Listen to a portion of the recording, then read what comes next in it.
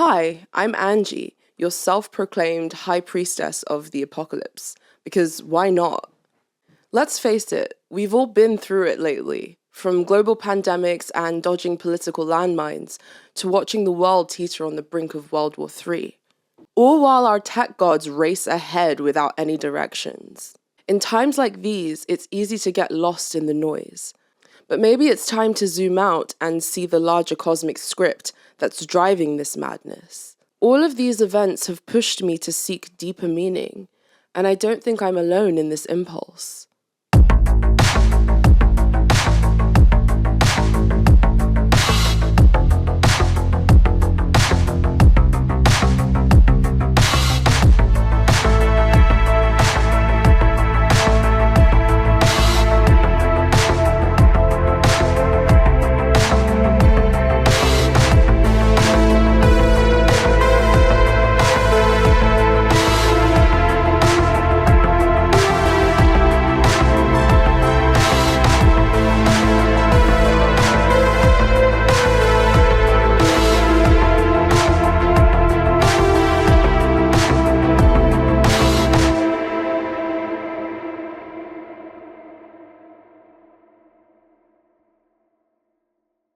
In these strange times, we must take on the role of psycho-spiritual detectives.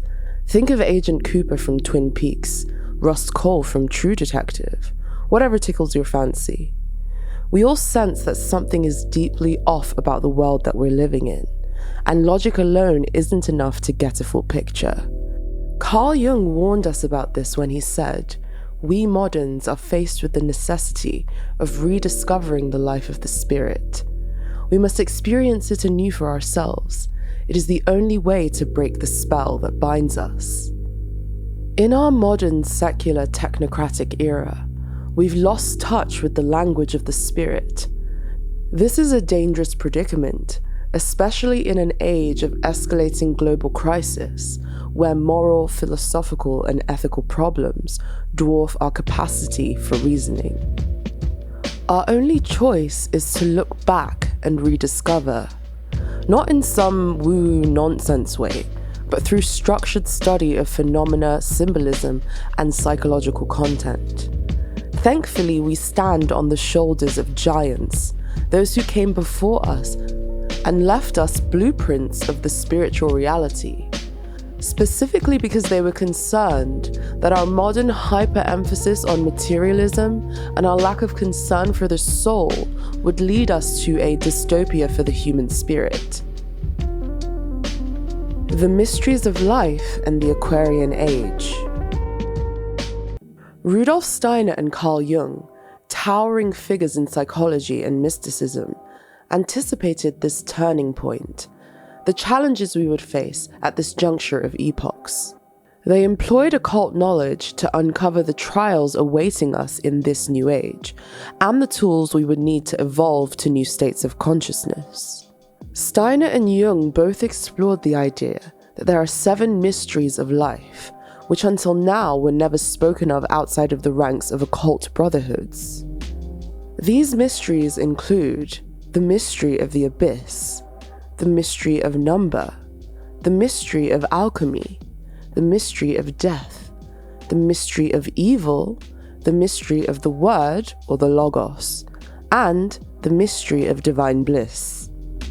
They believe that in the age of Aquarius, humanity would be forced to reckon with these mysteries on a grand scale. What was once reserved for initiation ceremonies within secret occult brotherhoods would occur spontaneously on a mass scale as the collective consciousness attempts to move towards individuation and spiritual evolution.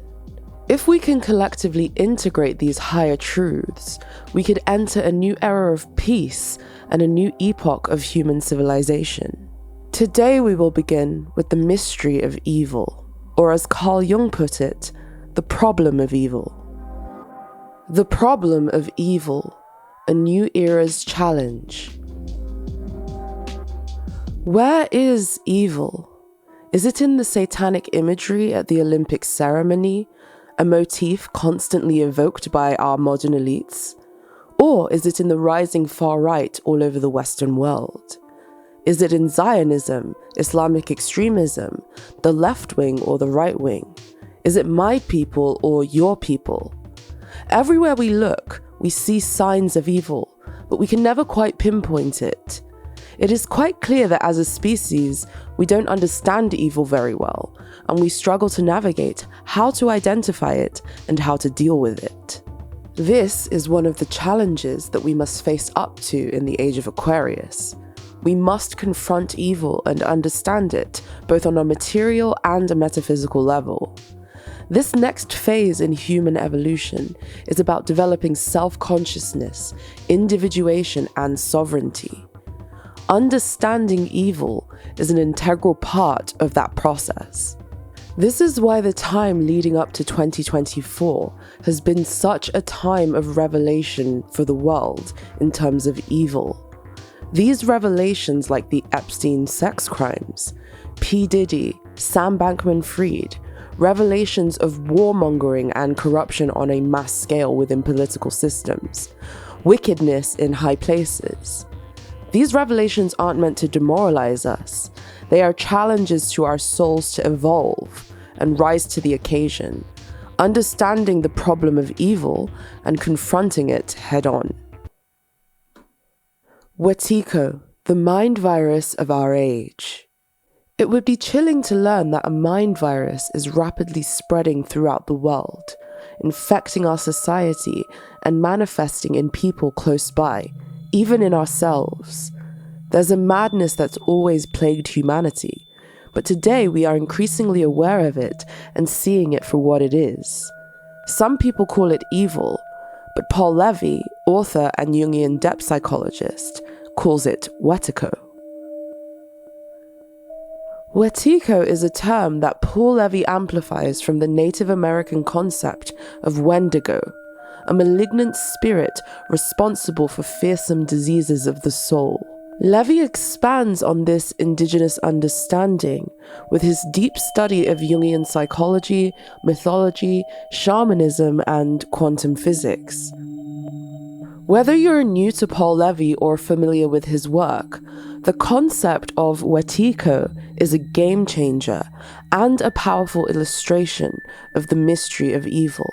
Levy describes Wetiko as a psychological force within the unconscious mind that predisposes us towards unwholesome impulses, such as a thirst for power and control, greed and jealousy. People possessed by Wetiko are deeply selfish, seldom caring for the well-being of others. What makes Wetiko particularly insidious is its stealth. It infects us without our awareness, even when it drives our behavior. This concept is prefigured in Carl Jung's idea of the shadow, the unsavory part of our unconscious psyche that we reject in our conscious awareness. According to this definition of evil, it's something that exists within and acts upon the blind spots within our nature. Malignant thoughts and impulses lurk within every single one of us, ready to surface under certain provocations.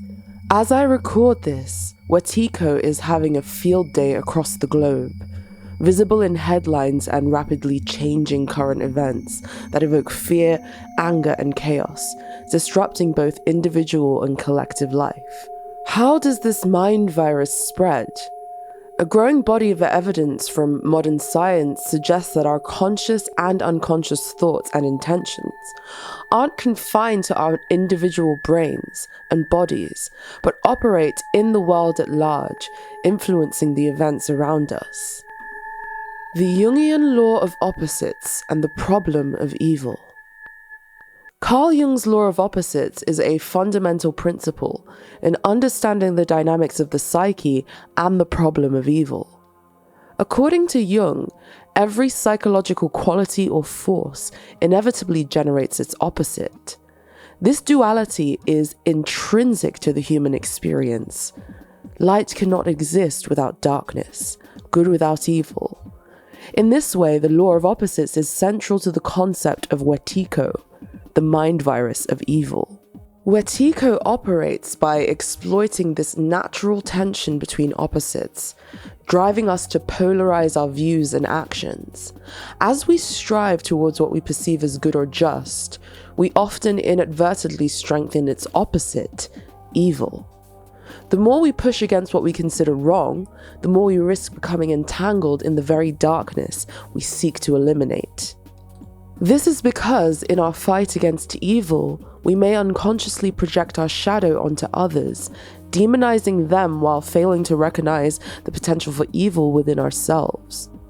The law of opposites teaches us that true integration and individuation require us to acknowledge and embrace both sides of this duality. Only by confronting our own shadow, the parts of ourselves that we reject or deny, can we begin to dissolve the power of Wetiko. This process of integrating opposites is not about choosing one side over the other, but about transcending the duality and finding a higher synthesis that allows us to navigate the complexities of good and evil with greater awareness and compassion. Real-world parallels, Wetiko in action. To understand Wetiko in action, let's explore a real-world example.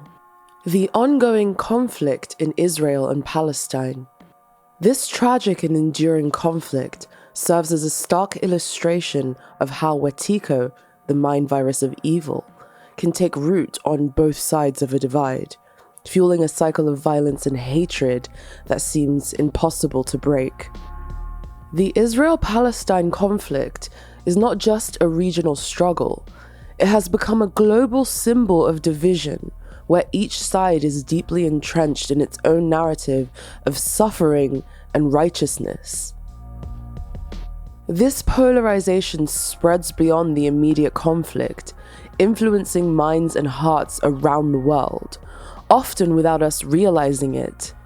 Each side, blinded by its own pain and sense of injustice, becomes increasingly susceptible to the virus of Wetiko, which thrives on fear, anger, and the belief that the only path to safety or freedom is through the destruction of the other. Wetiko is the ancient spirit of tribal warfare, one of humanity's oldest foes. On one side, we see a people fighting for survival, with their struggles sometimes used to justify extreme actions that have devastating consequences. On the other side, we have a group historically marked by trauma, believing that their very existence as a state is all that stands between them and annihilation. Both sides feel morally justified in their actions, yet both are blind to their own capacity for evil, a blindness that Wetiko exploits mercilessly.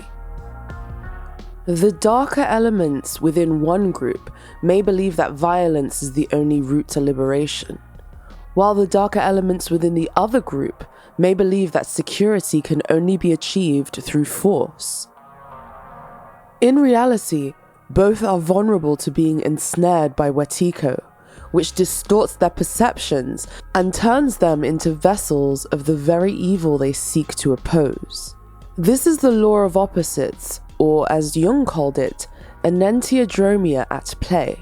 This reveals a profound and disturbing truth. Evil does not manifest only in overt acts of violence, but also in our hearts and our minds. When we begin to feel a dark joy at the suffering of those we perceive as our oppressors, we are already in the grip of Wetiko.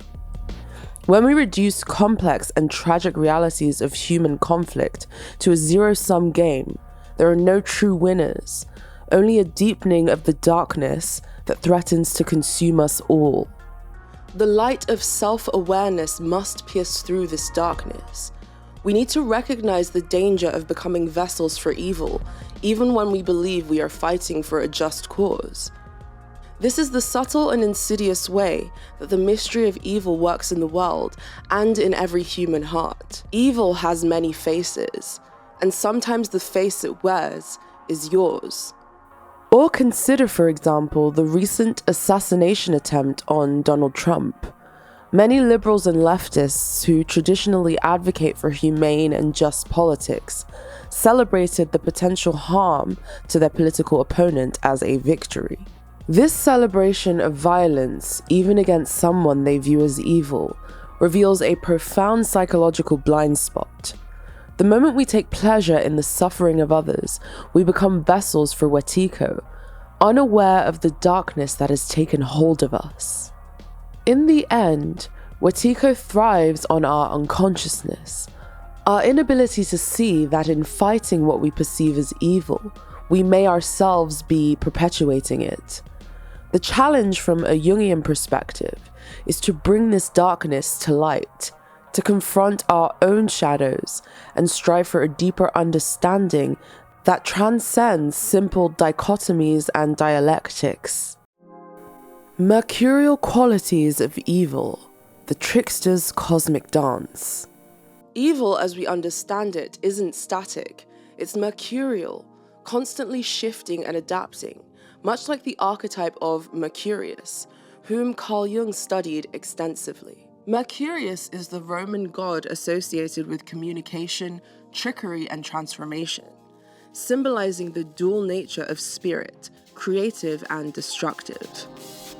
Evil mirrors this archetype because of its ability to shapeshift and transform, making it difficult to pin down or eradicate. Jung observed that Mercurius, like evil, is a trickster, eluding capture and definition. Paul Levy's Wetiko embodies this trickster spirit, appearing differently depending on who possesses it. This shape-shifting quality is why evil is so hard to confront. It's not just out there in the world, it's also within us, and it can change form to suit the circumstances. But why does Wetiko have this mercurial nature? The answer might lie in the realm of metaphysics, where the duality of creation and destruction plays out on a cosmic scale. In this context, Wetiko is not just a psychological virus, but a necessary counterpart to the evolutionary process. Its presence forces us to confront our own shadows, urging us towards self-awareness and individuation. Without the trickster's dance, we might never be challenged to evolve. Mercurial nature of evil and social media's role. Just as Mercury is the god of transitions, boundaries, and communication, evil in the form of Wetiko thrives in the modern age through our digital communications and social media platforms. Algorithms on social media fuel Wetiko by magnifying our tribalism and reinforcing our blind spots. They encourage us to see the world in black and white, feeding our shadow selves with outrage, division, and fear, all while making us increasingly unconscious of our own complicity in the spreading of this mind virus. Social media encourages us to see the world in black and white terms, exacerbating the law of opposites. This divisive atmosphere makes us more susceptible to Wetiko as we lose sight of our own shadow while projecting evil onto others. Platforms have become the battleground for this new manifestation of evil, where algorithms are designed to amplify the most emotionally charged content. This is not just a coincidence, it's a feature of the system, a reflection of the mercurial nature of evil in our time. Wetiko in its digital form capitalizes on our inherent psychological weaknesses, driving us to polarize further and further until we no longer see the humanity in those who disagree with us. This dehumanization is a hallmark of evil throughout history. But in the digital age, it's happening at an unprecedented scale. It's also happening at an unprecedented speed. The social media environment encourages a kind of digital tribalism, where we retreat into echo chambers and filter bubbles, reinforcing our existing beliefs while demonizing the other. This is Wetiko at work, twisting our perceptions and leading us to project our own darkness onto those we consider our enemies. The mercurial nature of evil means that it can appear as righteousness, as a defense of what we believe as just and true. The adversary appears as an angel of light. Pivot to the secular paradigm and the AntiChrist archetype. As we dive deeper into the mystery of evil, it is essential to recognize how Wetiko isn't just a political phenomenon. It's also manifesting within the secular Western culture that increasingly shapes our global society. In this modern technocratic era, where traditional religious structures have lost much of their influence, the spiritual void left in their wake is being filled by new paradigms, most notably the embrace of the Nietzschean Übermensch, a thinly disguised manifestation of the Antichrist archetype, as Carl Jung observed. Jung understood the Antichrist not as a literal figure, but as an archetype, a symbolic representation of secular man's attempt to create an ideal in his own image, devoid of divine spark. The Übermensch, Nietzsche's antidote to the nihilism that arose from the death of God, represents humanity's striving for greatness without moral or spiritual constraint. But this ideal, when unchecked, becomes monstrous. It is the shadow of the secular age, a manifestation of Wetiko on a cultural level, where the drive for power, control, and dominance mirrors the Antichrist's cold, mechanical, and ultimately dehumanizing influence. We see this in the tech billionaires, who are obsessed with surveillance technologies, systems of domination and control, life extension, genetic manipulation, and the apotheosis of the human species. Figures like Elon Musk and Peter Thiel embody this dark aspiration, where the pursuit of a so-called heaven on earth through technology and science leads us to a dangerous, potentially dystopian future. This is the Nietzschean Übermensch made flesh. It represents the Antichrist archetype in action, a secular aspiration that could easily become as monstrous and as tyrannical as the shadow side of any religious paradigm that preceded it. This brings us back to the problem of Wetiko. Just as Wetiko manifests in political and social conflicts, it also infiltrates our cultural ideals, particularly in the secular age. The Antichrist archetype is, in essence, the ultimate manifestation of Wetiko, an unconscious force that drives humanity towards a twisted form of self-deification, where we risk losing touch with our humanity in pursuit of godhood. The danger here is profound. If we remain unconscious of this force, we risk becoming vessels for its influence, just as easily as we can fall prey to any other form of evil. Conclusion: the call to individuation. In Wetiko, Paul Levy offers a powerful psychospiritual remedy for those of us navigating the age of Aquarius. He suggests that the closest we can come to understanding this mercurial and elusive force of evil is by capturing its fragments, by creating portraits of our experiences with it, whether through art, writing, or other forms of creative expression. We can piece together a more holistic view of Wetiko's nature and learn to resist its influence. By gathering these fragments, we can create a collective record for humanity, a way to understand and ultimately transcend this force. This call to capture and expose our encounters with Wetiko is not just about self-awareness, it's about contributing to a collective awakening. Each piece of art, each story, and each insight shared contributes to a larger mosaic of understanding that can help others recognize and confront Wetiko within themselves. Through this shared creative effort, we can begin to heal the collective psyche and move towards a new era of consciousness.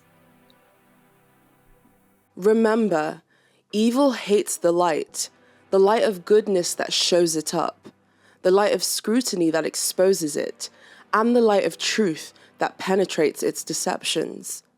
Let's end on a more hopeful note with another Jungian insight. Here's a quote from Jung that I really love. "In all chaos, there is a cosmos. In all disaster, a secret order." By confronting the chaos of Wetiko and the darkness within ourselves, we can find the hidden order and move towards an expanded era of consciousness. In wrapping up today's episode, I want to emphasize that understanding and confronting evil isn't about waging a holy war against external forces or indulging in moral outrage. Instead, it's a call to individuate, to awaken to our own shadow aspects, to become more aware of our potential for Wetiko, and take responsibility for integrating these darker parts of ourselves. As Carl Jung once said, one does not become enlightened by imagining figures of light, but by making the darkness conscious. We're living in a time of great change, and while it's tempting to lose ourselves in the drama of world events, we must remember that the real battle is happening within. It's in the choices we make every day, whether to act out on fear and anger or love, whether to project evil onto others or to recognize and integrate it within ourselves. This is the work of the age of Aquarius, and it's not for the faint of heart. But if we rise to the challenge, we can transform this darkness into light. Thanks so much for tuning into Depth Diaries, and until next time, if you like this channel and you would like to support me and help me make more videos more frequently, I have a link to my Patreon down in the description. On Patreon, I offer tarot readings. I also have a Discord server with a really wonderful, sweet community where we do things like book clubs, movie nights, XYZ. So if you're interested in supporting the channel and helping me achieve a more frequent output, consider joining me on Patreon. Thanks so much for watching, guys, and see you in another 2 weeks with a new video.